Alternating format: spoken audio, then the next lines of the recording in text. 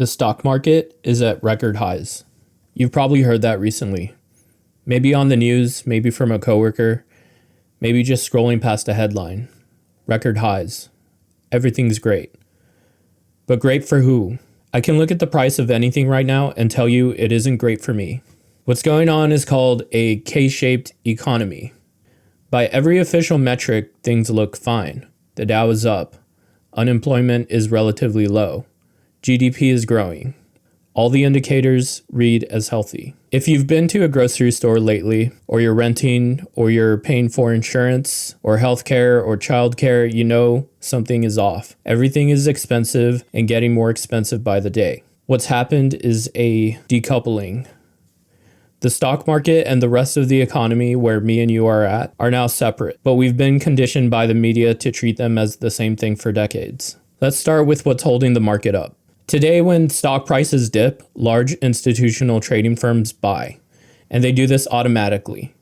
Pretty much all of day trading is done by sophisticated AI. Humans can't decide fast enough to compete in that arena anymore. Trades are now completed in seconds, fractions of a second, maybe. Back when traders on Wall Street used to panic and sell, now the AIs are programmed to treat dips as opportunities. Pension funds, hedge funds create an artificial floor for the market, a barrier it refuses to dip below. In addition, the average investor has internalized the Warren Buffett quote, "Buy low, sell high."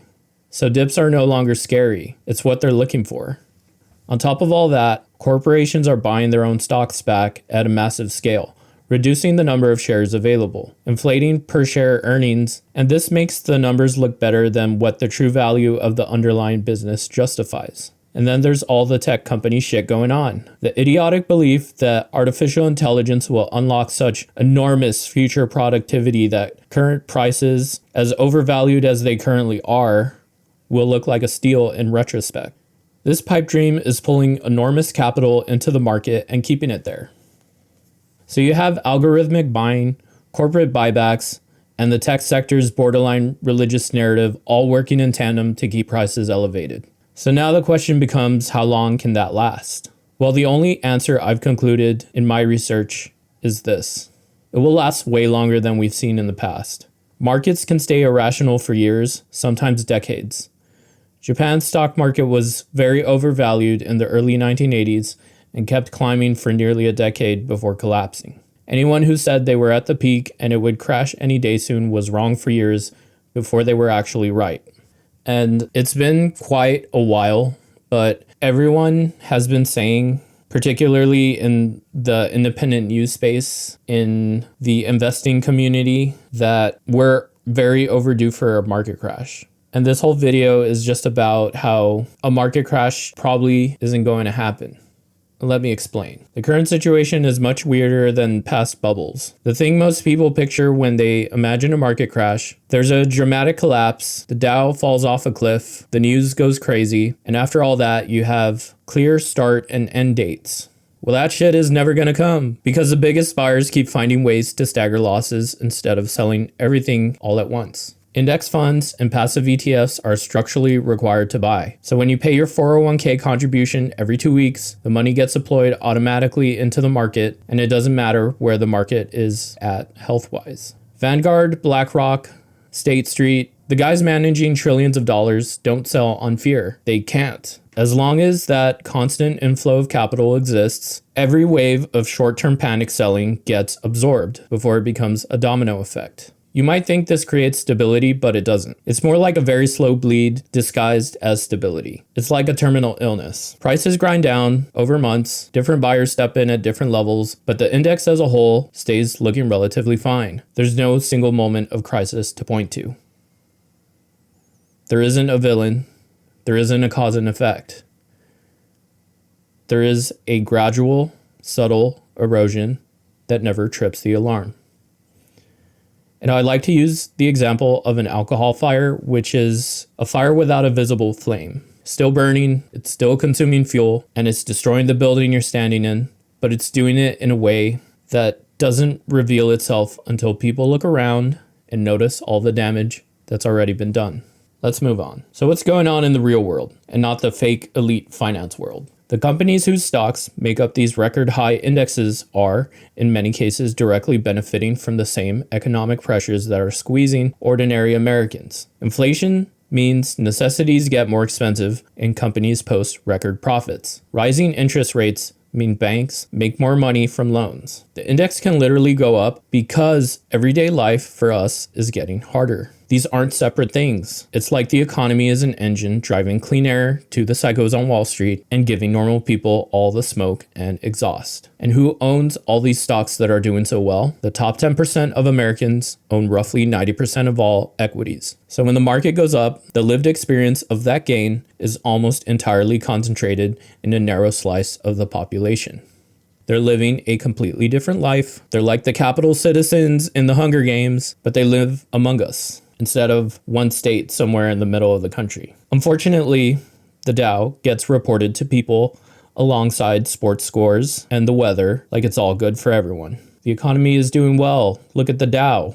Who actually gives a shit? That doesn't mean anything to anybody I know. And they do this shit on purpose. The Dow being the economical indicator is very convenient for the powers that be. It's the only number that the elite can point to when things feel bad for everyone else and say, look, objectively, things are fine. This is what you call a tool to control the narrative.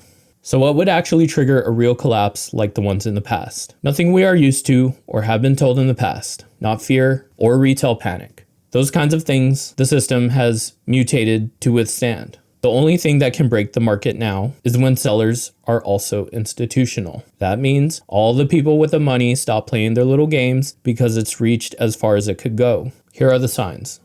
Pension funds will be facing redemption pressure. You will hear about margin calls.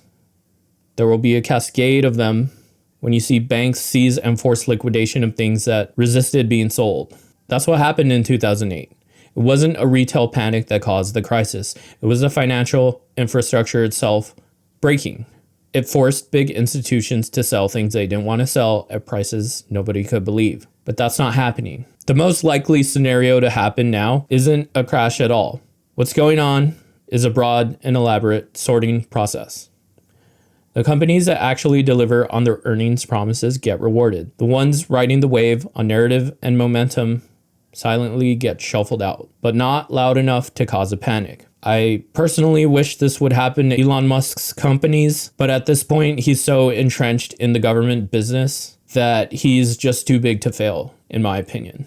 Anyway, the total market index looks fine because the winners prop up the bulk of it. The market recovers. Most people holding diversified portfolios see their statements and feel fine. That's why in the news you keep seeing the Dow go low and then go back up. And it keeps doing that. Every once in a while it will dip very low. It'll look like the start of a crash, but then the next day it just goes all the way up. Underneath it all is only brutality for the average American citizen. What's actually going on at the consumer level? The 70% of the economy that depends on regular people buying things. Everyone outside of Wall Street, the non-investor class. The building is on fucking fire. Consumer debt is at record highs.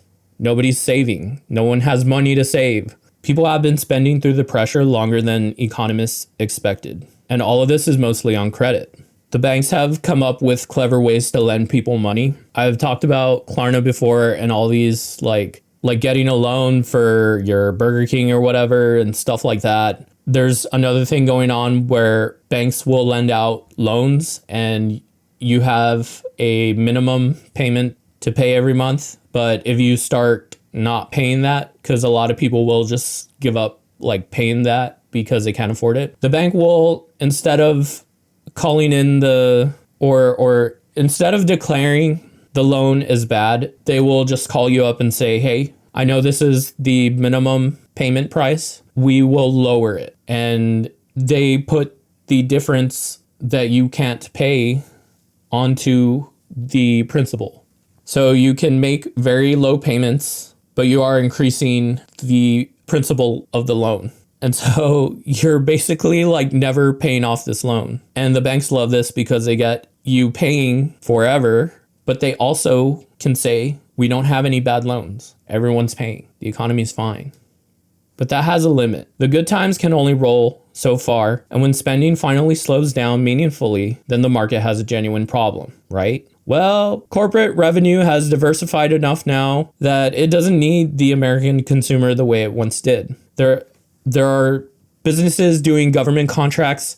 They sell business to business software. We have international markets, so businesses don't need to operate in America. They can be in America, they can be headquartered here, but then they're pulling in revenue from Europe. They're pulling in revenue from China. They're pulling in revenue from Japan, Australia. So the whole corporate class of the economy, or the corporate sector, you could say, is doing good while everything is doing bad. But we're still supposed to treat this as one economy, and this is not what it is. The economy is growing a second body, a freakish Siamese twin thing that runs independent of consumer participation instead of relying on it. The unsettling endpoint of that trajectory is an economy that functions and grows in graphs only, while most people's lived experience in it becomes more and more desperate. And this is very bad, because less reliance on consumer spending, taken to its logical conclusion, means less reliance on customers as a class of people. And that is fundamentally a different kind of society. What happens when corporations do not need to respect their customers? Well, a lot of what you're seeing now. There's price gouging. There is a general sense that no one needs to be performative and pretend that they need to care about the consumer. The government, run by businessmen right now, are not even pretending to say, or they're not even pretending that they are doing things in the interest of the people. They're giving half-ass narratives. They are giving poor excuses, and they don't care if you believe it or not. They know we're not going to riot. They know the MAGA base isn't going anywhere, because why would they? They're programmed to obey.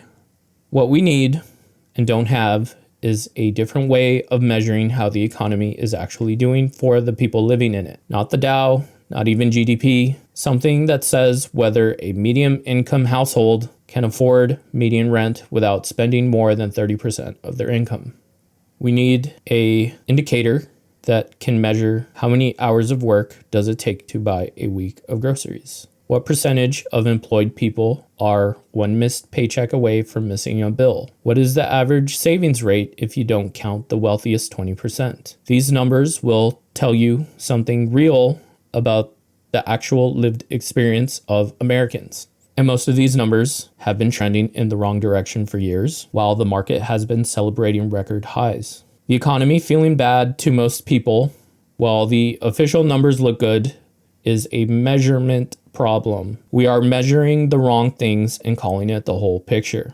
And this has been going on for years, and it made sense in the past, because in the past, I keep reiterating this, but in the past, the stock market and the lived experience of the person were intertwined. Because if a corporation was doing bad, if the market as a whole, was doing bad, it would be reflected in the lived experience of the average person. But now, as I've explained this whole video, that hasn't been true basically since the pandemic. And I don't think it was the pandemic.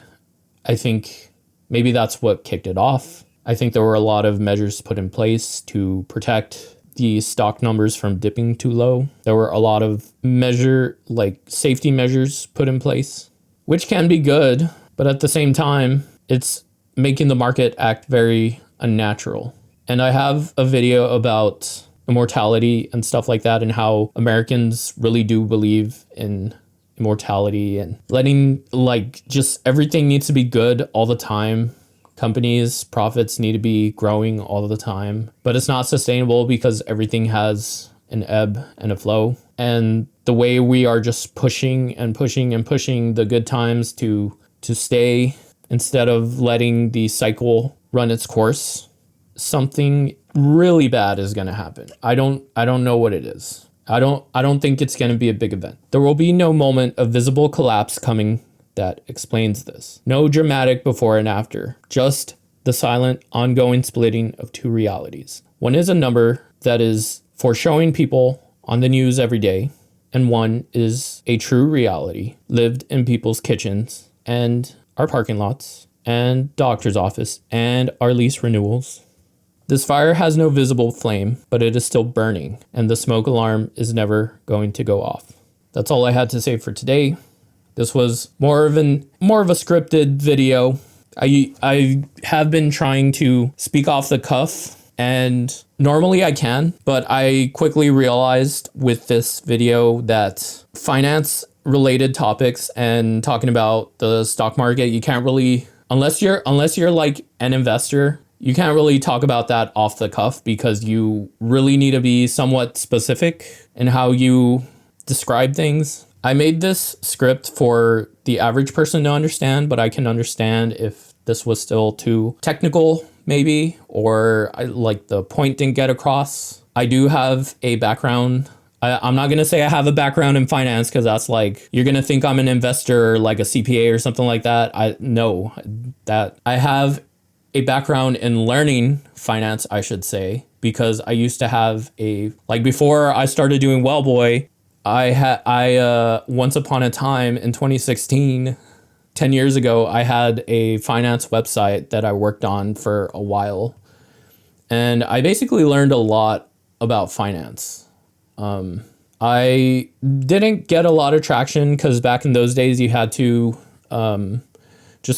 you had to understand SEO, which is search engine optimization, and it was easier back then because there was no AI, but it was still hard because you kind of needed money to buy Google ads to get like the ball rolling. You could game the system and like keyword stuff or whatever, but at that point Google had figured out all the dirty strats to get your website ranking without having to pay for ads. But I digress. I hope some of you got something out of this. I say this like at the end of every video.